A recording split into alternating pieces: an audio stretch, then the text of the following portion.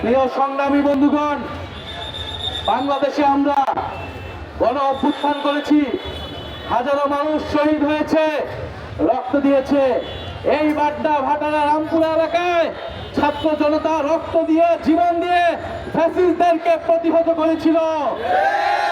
আমরা গণ অভ্যুত্থান করেছিলাম কেবল একটা সরকার বদলের জন্য না। এক হাসিনা চলে যাবে, নতুন হাসিনা তৈরি হবে, এর জন্য আমরা কেউই রক্ত দেই নাই, জীবন দেই নাই। এক চাঁদাবাজ চলে যাবে, নতুন চাঁদাবাজ তৈরি হবে, এর জন্য আমরা রক্ত দেই নাই।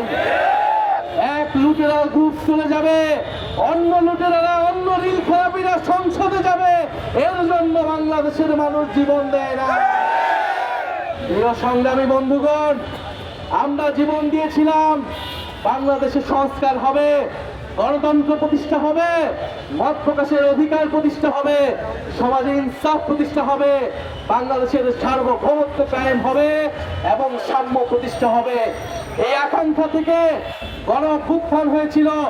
আমরা সেই আকাঙ্ক্ষাকে ধারণ করে এবারের নির্বাচনে অংশগ্রহণ করছি।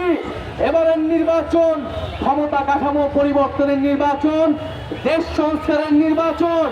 সারা বাংলাদেশের ছাত্র জনতা, শ্রমিক, মহিলা আমাদের পক্ষে যেভাবে রাস্তায় নেমেছে, বাসায় বাসায় গিয়ে প্রচারণা করছে, জনজোয়ারকে ভয় পেয়ে গিয়েছে একটি দল। সেই জনজোয়ারকে ভয় পেয়ে এখন নানান ধরনের বিভ্রান্তিমূলক কথাবার্তা ছড়ানো হচ্ছে, নানান নেতিবাচক কথা বলা হচ্ছে, ভয়ের পরিবেশ তৈরি করা হচ্ছে, আতঙ্ক তৈরি করা হচ্ছে। আমরা খুব স্পষ্টভাবে বলতে চাই, এবারের নির্বাচন ভূমিদস্যুদের পরাজিত করার নির্বাচন। এবারের নির্বাচন চাঁদাবাজ, লুটেরা, ঋণ খেলাপিদের পরাজিত করার নির্বাচন। এবারের নির্বাচন জনগণের প্রকৃত প্রতিনিধিত্বকে, প্রকৃত দেশপ্রেমিকদেরকে সংসদে পাঠানোর নির্বাচন।